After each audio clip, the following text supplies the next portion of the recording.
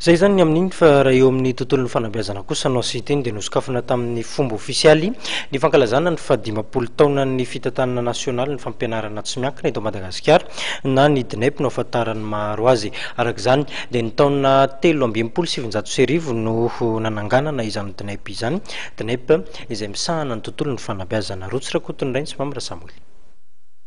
Tamin'ny taona 1379 no natsangana ny DNEPM na ny fitantanana nasionaly misahana ny fampianarana tsy miankina eto Madagasikara. Ny tanjona tamin'izany dia ny fiarovana ny tombontsoan'ny sekoly tsy miankina amin'ny fanjakana ary koa ny fampahafantarana ny lanjan'ny fanabeazana eto Madagasikara. Mankalaza ny 50 taona nisiny ankehitriny izany fitantanana izany ka hetsika maro isan-karazany no tanterahina mandritra izany.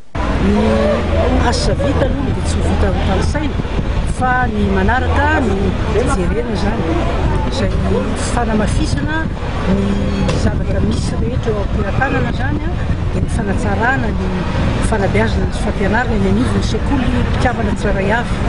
Miainga avy aty amin'ny fombe nasionaly moa ny toro-dalana sy ny tarigetra amin'izany.